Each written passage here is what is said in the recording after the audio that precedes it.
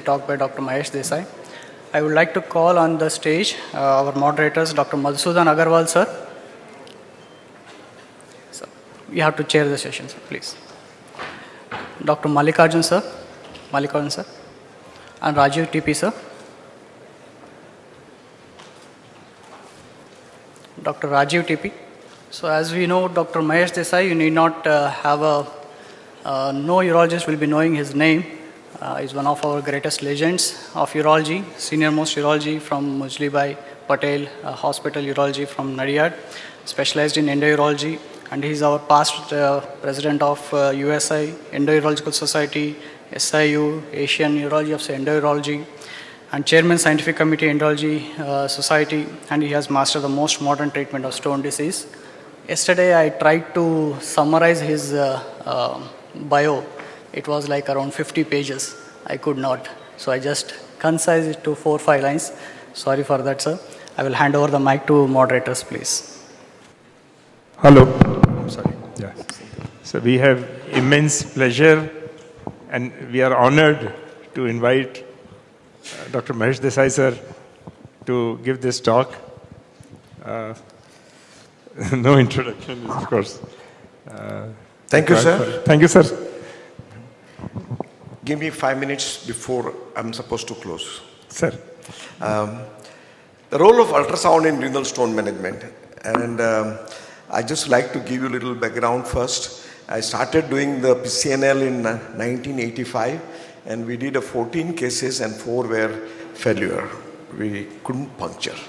And then I went to Mainz, and there I wanted to see Peter Alkin doing it. Unfortunately, Peter Alkin was on a leave and his registrar was doing under the ultrasound guidance. But they didn't have a guide and they also took little time to puncture the kidney. And then I realized I had heard a talk on ultrasound by uroradiology, and there was a company called BNK in Denmark. And then through them I went to Harlev Hospital. Dr. Holmes was there. He was one of the pioneers. And there I learned ultrasound. And then I realized in that ultrasound unit, there was no C-arm. And they did puncture, biopsy, pancreatic, anything, and then did it. And I was impressed, and we bought a machine. And since 85, we are doing the ultrasound. What I feel that ultrasound is like a stethoscope to the urologist. It is a part of the clinical examination. The moment the patient comes, you feel the abdomen, you don't know anything. But the moment you put your probe inside, you probe on the surface, you can see whether the clinical examination is whether the solid versus cystic, degree of hydronephrosis, calculus disease, whether it is a evaluation by renal color Doppler, functional evaluation, or by contrast enhanced ultrasound on a evaluation. So here is a functional evaluation. We can do a color Doppler, and then of course then other advantages were there. But I found that this is the kidney, the anatomical outline of the kidney you can see, kidney anatomy you can see, intrarenal anatomy you can see, extrarenal anatomy you can see. So the puncture should be very safe. Plus you can avoid the fluoroscopy, so radiation hazard would not be there. If you have a complication, you can do a color Doppler and see if there's a bleeding is there. And if there's a bleeding, whether he requires an angioembolization or it is a venous bleeding, you can treat clinically. If you want to evaluate the function, you can do a contrast enhanced ultrasound and you can do it. So I found that there were lots of advantages of it. And since 85, I have 13 machines, which is in each and every department we have a ultrasound, and we use it even in post-operative round. We take ultrasound machine just to see if there is a collection or no collection. I think it helps you clinically to do that. Now, the percutaneous access, what you're talking about is a kidney stone. The percutaneous access to renal collecting system is one where ultrasound is most used in our hospital. Renal drainage in acute obstruction, cyst aspiration, perirenal hematoma, perirenal abscess, now all the things you can do it. Percutaneous nephrolithotripsy is the one and largest use of getting into the collecting system. Antegrade stenting, especially when the patient has a high creatinine and the lower end of the ureter is blocked, or you can have upper tract decision, you want to do a fulguration. The key requisite of percutaneous access is access to the collecting system. Now the kidney has a high flow of the vascular network, and there is a chance that if your puncture is not proper, you can have a vascular injury. And therefore, to develop an ideal puncture, should develop a percutaneous tract that leads straight from the skin through the papilla and to the target calyx into a renal pelvis. This is the basis of any percutaneous approach. So you have a straight puncture into the collecting system and you can go it. Now, it is a peripheral puncture, what we are doing in the PCNL. So it respects the renal anatomy. It offers the shortest transparenchymal access to the collecting system, thus minimizing the renal trauma. So we know on ultrasound which is the way you want to go, and you go to the cup of the calyx. And the peripheral puncture also avoids the large intraparenchymal vessel, thus minimizing the bleeding. So preventing complication, preventing damage to the kidney and getting into collecting system. Preserves the close connection between the collecting system and the parenchyma, thus avoiding the extravasation. Use the calyx as the part of the access tract and thus offers the widest possible and a safest working space within the collecting system. So you can go in and out and still you have a space, you can manipulate, you can go. Dr. Pal has shown he has gone to the upper calyx, he has gone to the lower calyx, you can do it. He can retract because he was peripheral. And he always made sure, even though he was doing fluoroscopy puncture, but he made sure that that's where you puncture, at the cup of the calyx, and then you get all the advantage. So ultrasound guided puncture shows a projected puncture going through the calyx. This is the advantage of the technology. On the screen you see a dotted line, and if you have the guide puncture here, so here, so when you puncture through that, it will go to the dotted line, and when you take out the steroid, you will have to get everything, because the tip of the calyx, tip of the needle, you will see into the collecting system, and you will get into the fluid. Now, for example, you want to do a posterior calyx. Now, when you want to see a posterior calyx, patient is in a prone position. You can do in any position, but prone position, posterior calyx is first. You start from the back, slowly come down, and the first dilated calyx you see is a posterior calyx. Now you put a ureteric catheter before giving a prone position, inject a saline, not the dye, and a whole collecting system dilates, and then you can do it. Here you can see the needle coming. Now here you can see the needle coming and going into here you can see the tip. And here, once you get a fluid, you inject a dye, and you will see here the pelvis is large and calyx is small. Still, you could get into that space. The ultrasound allows you to be very precise in puncturing that calyx, and then you can do that. So, where are you doing a puncture? Assessing the intrarenal anatomy and its relation with stone burden and deciding the target calyx is done on a plain X-ray or a CT scan. I do now a CT scan. But deciding the puncture plan, deciding the site and the direction of puncture, and controlling the puncture depth is done by the ultrasound. So this is the plan. And before the patient, we put the patient in the prone position in outpatient when we are going to do, and then check on the ultrasound which is the line of puncture. I teach the resident how they should do beforehand. So before puncturing, they localize and then they do it. For example, this is a 26-year-old male with no comorbidity. This is a stone. And this is the pelvis, and this is a simple pelvic stone. And this is a collecting system, right? I think this is not a problem at all for Dr. Pal to puncture it and on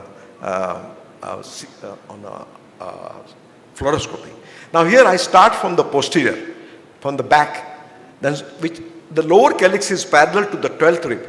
So you slowly come down and you will be seeing the 12th rib. When you see the 12th rib in a full extent, cup of the calyx, infundibulum and the pelvis in a straight line, that your puncture needle line is in the same direction, that is the site you would select to puncture. You can also calculate the distance, how much it is. And all the needles have got a graded by 0.5 centimeter or 1 centimeter. You can see how much you can go. But if your needle remains in the same plane here like that, you would be able to see that you will be able to traverse into that same line. You can do it. So here is a guide which will, if you pass a needle, it will go through the thing. Now you look at the ultrasound here, the needle, and then here needle comes here, and then it can get into the cup of the calyx, and then the fluid comes out. You inject a dye, and then you are ready to go. Here you're injecting a dye, and you have a collecting system. You add a cup of the calyx, and you put a guide wire. This is a single step dilator. You put dilate it. So when your puncture is straight, not zigzag, when you are doing on the fluoroscopy, here with one jab, you get into the collecting system. Your tract is dilated, and here you see the stone, and then you can start taking out, and then you have a complete clearance because your access, everything is planned before, and you execute it nicely. Now we put 2 bolster under thing, allow the abdomen to slack. Even in this thin patient, abdomen goes down, and here this is the window through which we try to see. Now it affords to see. Somebody asked today, are you doing the sitting down fluoroscopy or flexible otoscopy or standing? It depends upon the height. And looking at my height, I always try to go put a bolster, allow the kidney to drop by 20, today morning in anatomy they say that kidney drops by 20 or 30 degrees. So the posterior calyx is facing me, and then this is the line where I try to do the ultrasound. So when you have a bolster, the kidney drops. When the kidney drops and you do the ultrasound, and you try to find that perfect line which will go to the posterior calyx into the pelvis. But suppose if you put a bolster under the abdomen, very people don't want to allow the kidney to fall. So kidney is pushed up. In that case, ultrasound still offers you a straight line to the posterior calyx, but it will be little lateral. So a tall man can do that. A short man like me or Paul, we can go from any direction. Ultrasound offers the line of puncture as per your require, as per the anatomy of the patient. Now, as far as we had lots of discussion on the gas shadow and thing. Now I'll come back to that. This is a stone. This is the difficult stone, and here this is the CT scan, and we have to decide where we are going to puncture. So that is the posterior calyx. Remaining are the peripheral stones in the calyx, and here is the side view, and then here is going to puncture, and then in a position, and then ultrasound. And then you can see that ultrasound gives you that puncture, and then you can see the needle going through that and exactly going to the stone. You can see the line of the puncture, and you can see that the tip of the needle is at the tip of the stone. And then you have this, the stone attached, then you take it out, little adjust, and then make sure that the fluid comes out, and here is fluid is coming out, and then you inject a contrast, make sure that line is in a straight line with the stone and the pelvis. Now you can see when you inject a dye, so when you puncture and dilate, you are going to go straight. So there is no pressure on the cortex or infundibulum or anywhere. So chances of complication and bleeding is less. Now there is a stone below also, and then you can go from there. So here complete clearance was achieved. Now this is another collecting system, like Chandra Mohan has collected so many cases, and every case is a different ball game. And here you have a bifid pelvis and the stone like that. So here we did ultrasound, and here you can see the stone in the same line of the puncture. So this is line of the puncture where you collect, and then you take it out on the ultrasound on the day of the surgery. You can see the needle goes at the tip of the stone, and then you inject a dye, and then you will be able to see.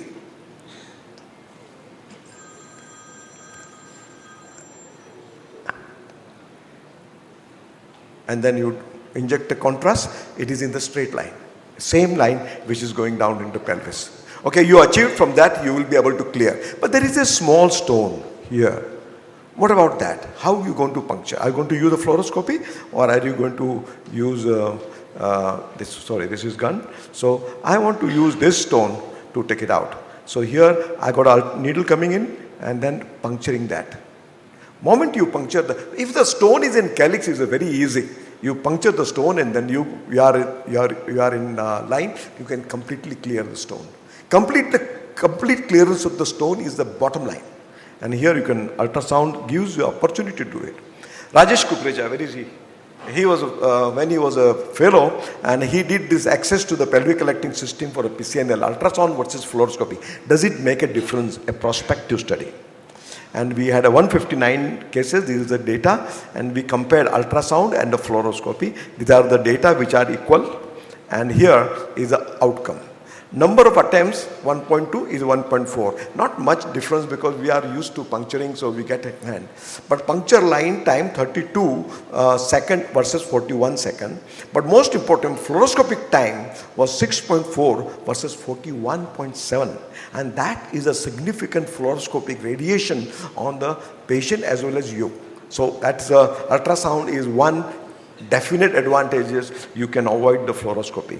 And then what happened to the hemoglobin drop after the end of the procedure? 1.3 gram ultrasound guided, while there is 1.98 fluoroscopic guided. SCT dropped 4.1, that is 6.6. And transfusion rate was 2% compared to 6% when you did a fluoroscopic puncture. So this was a prospective randomized study at our place. Now, of course, we have come a long way after that. So then pediatric PCNL, there is a concern of the small, highly mobile kidney, the small compact collecting system effect on the growing kidney in the large size instrument. We had to be very precise. This is a child with a stone in the bladder, stone in the kidney, dilated system, and then we want to do it. Now here we put a tube also. You can see the abdomen. It is bulging. So all intestine goes down. So your gas shadow, you are right, on the day of the surgery, where is the stone, where is the gas? Gas is gone down. The colon is gone down because it is attached to the... Now here you can pass and you can see the needle. You can see the needle here going into the collecting system. And then moment you do it, you are getting it, you're injecting a dye, then you are doing the endoscope. Here is you pass the endoscope, and then this is the lithoclast, this is a stone. You can clear the stone. At the end of the procedure, you put a nephrostomy tube, and then that is the end. And then in child, is smoothing. And then here, at the end of the day, when you see the patient, he's quite alert and the thing. And this allows you, if minimum complication can be occurred. Of course, I'm not saying that it cannot occur with the fluoroscopic. It can, but ultrasound is also one way of doing it. This is another patient. Now here you would like to say, this is a gas shadow. This is a bowel. This is the spleen or a liver. You know? And here you try to find a place to this calyx. Right? And here the bowel shadow is coming in the lower pole. Colon is overlapping the lower pole.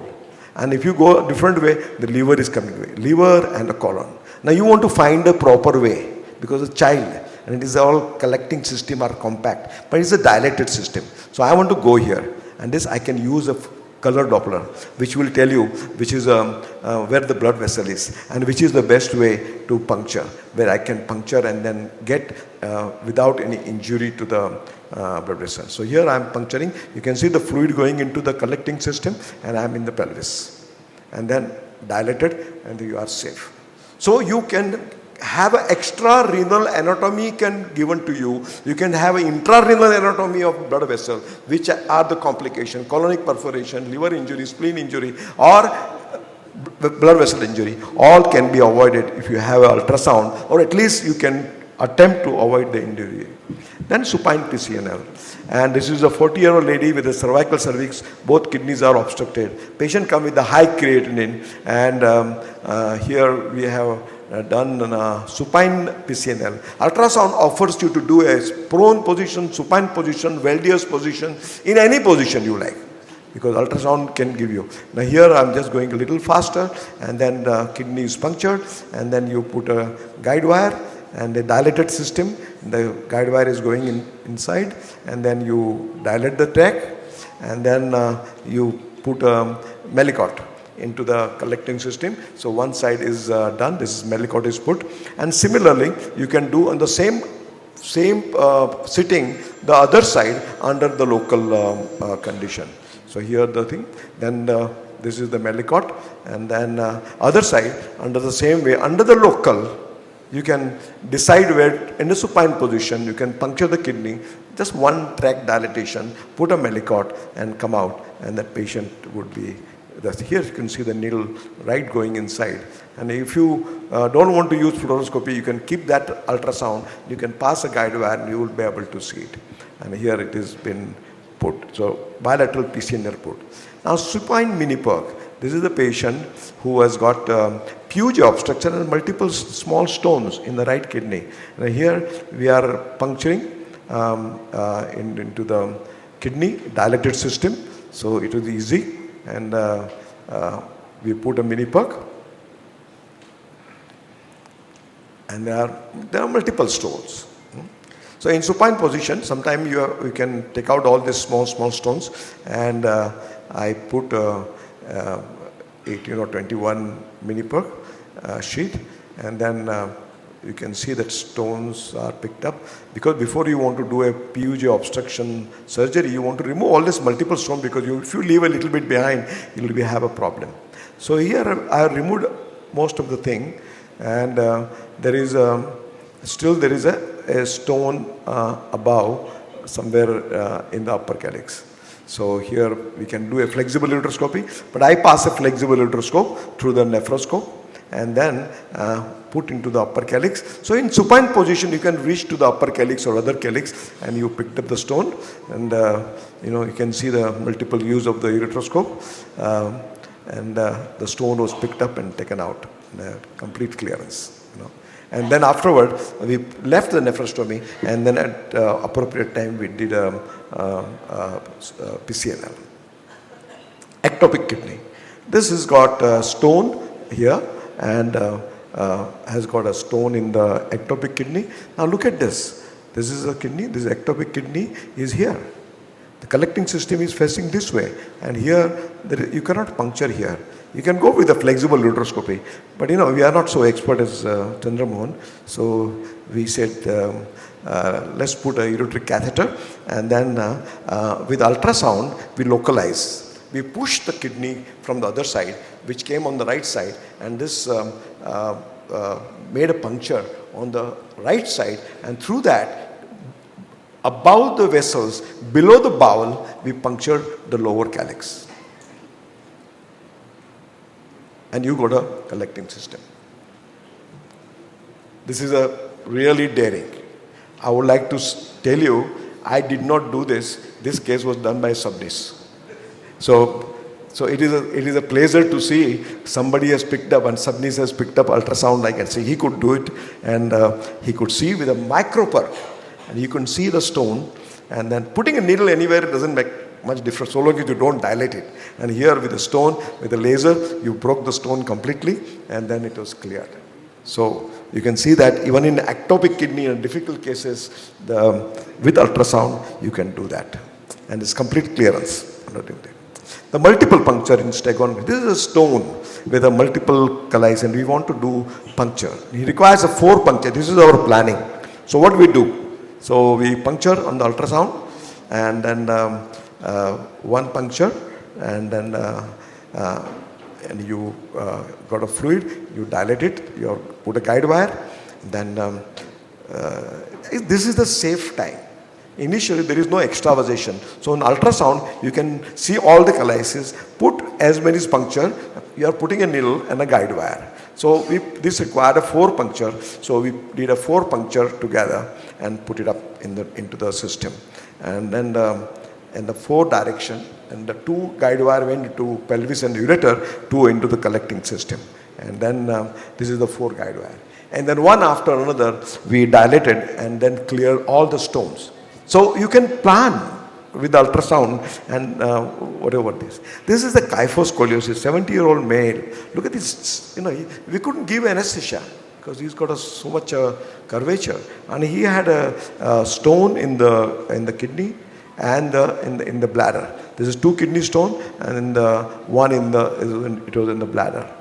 And then this is the position we can give. First we removed the bladder stone, pass a ureteric catheter into the kidney. This is a stone. We picked up the stone, and then with a dormia, and luckily we could take it out. And he was very cooperative because he has been used to pain. And we removed the stone. This was under local. Now this is the position we can give. He is breathing, abdominal breathing. and there was a chest hardly moves. And in this position, and because of ultrasound, we could see that line of puncture, and then we punctured it, local anesthesia, that puncture, and put a mini perk, and then he's still watching. He himself is watching what we are doing, and then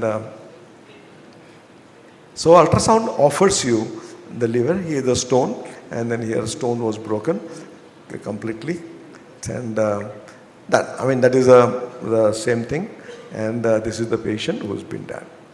So this is another patient who had a bilateral obstructive uropathy, and he had a CT IVU, and this is a stone, and we punctured on the ultrasound. This is my latest, that's why I put it up. There is nothing new in it except that I use Cleopatra and the laser Moses, and then clear the stone. But if you have a puncture straight, you would be able to. You part into the ureteric catheter, single step guide wire, and this is the Cleopatra, and then it has got a suction, and then you can break the stone and then suck it out. So here is a suction tube attached, and in the morning they showed you, and then you passed a stone. So this is a stone, and this is the completely fragmented. But the moment you fragment the stones, they suck out, and at the end of the procedure, you can take out the procedure. And these are the fragments. They are sucked there and then. So complete clearance is achieved. And that's what we want. And CT scan. Now lastly, the stone in pregnancy. And this lady who had came with the x-ray showing a stone here. We didn't do any x-ray further. And then she had a fever infection. So here under the ultrasound, we punctured the kidney, and we drained the kidney. Then she became febrile. Antibiotic was given, and after everything improved on the 4th day, we did a cystoscopy. This is ultrasound puncture. I'll show you. Here we did not use a fluoroscopy, and puncture, and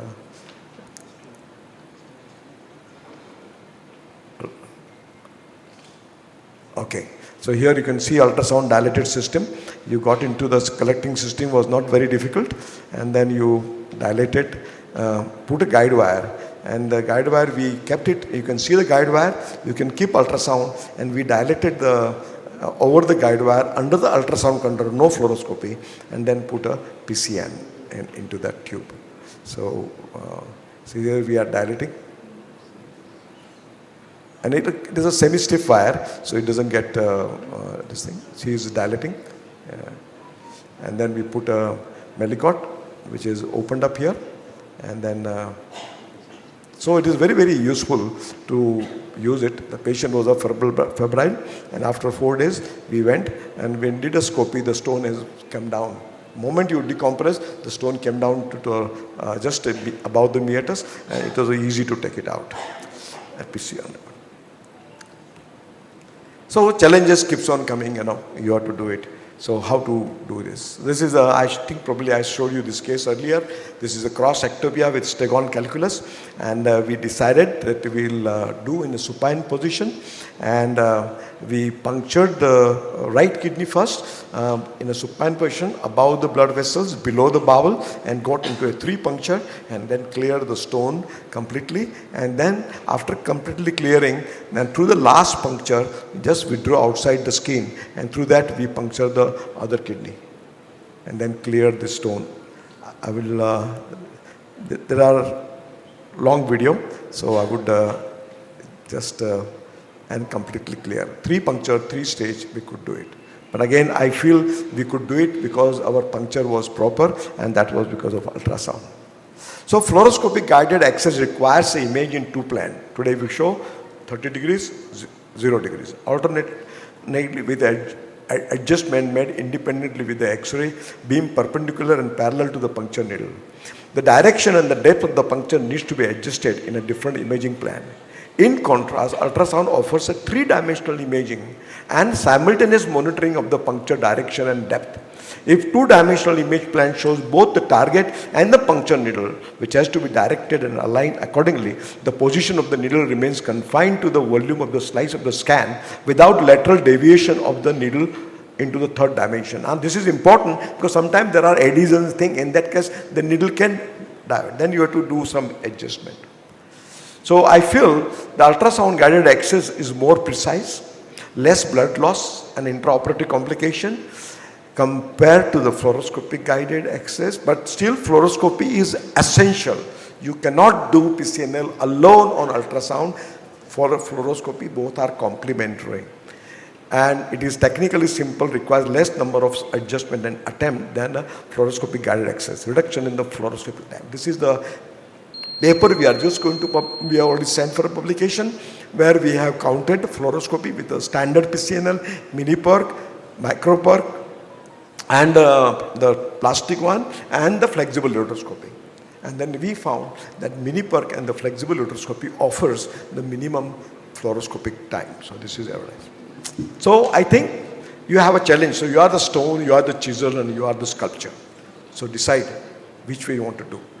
But I believe nothing wrong in learning anything. You learn ultrasound, you learn fluoroscopy and say. And the two words you never use. I always do with ultrasound. No, I do with fluoroscopy also. I never do with fluoroscopy. No, I don't do. So never and always don't use. You are the judgment. You judge the patient because each patient is different. And then you decide which way you have to do it. You did it beautifully today because there are lots of gas shadow. And you went laterally and then puncture. You had difficulty in getting into the direction because obviously because kidney you had dropped below the colon. And then you have to go that way. And once you can decide, you can always lift up the kidney and then do it. But challenges are there. But as Abdul Kalam says, let challengers know that you are also difficult. So difficulty can always be surmounted. Thank you. I finished in 29 minutes. Sir, I know, sir. 1 minute to spare. I just wanted to tell the audience, we both were sitting just before the lecture and he was asking me, why are you listening again? You have been listening it so many times and many times you have listened. Tell me the truth, sir. I think I can recollect only the last slide. Rest all slides I have never seen before. So that is Mahesh Desai, sir. That is Mahesh Desai. Because I've heard this talk so many times till now, but still, the only thing which I recollect, which I've seen in the previous occasions was the last slide, the sculpture and the chiseler. None of the slides I've seen before. That means you are constantly updated even till yesterday. Thank you very much, sir. To have you in Indian society. Compliment, but let me tell me one thing. You heard me so many times. Are you using ultrasound for a puncture? I am doing, sir. Thank you. I am doing, sir.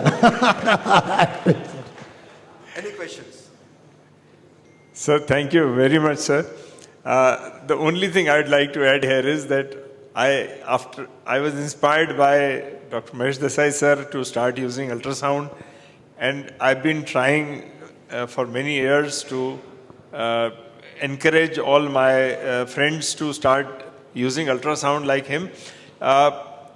We have seen how addition of ultrasound makes life easy in PCNL, and I would again reconfirm and reiterate what he has said, that there are so many advantages of using ultrasound in addition to fluoroscopy that there is no reason why one should not start using ultrasound. And all over the world today, the consensus is moving towards using ultrasound in addition to fluoroscopy for punctures. And in China, there are many centers which are using exclusively ultrasound-guided PCNL. They don't use fluoroscopy at all.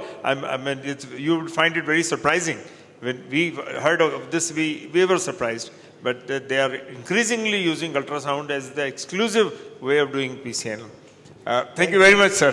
Thank you. Thank you. And Madhu was the first one to show you can inject a gas. That was in 98. He injected the gas in the collecting system to find out the posterior calyx.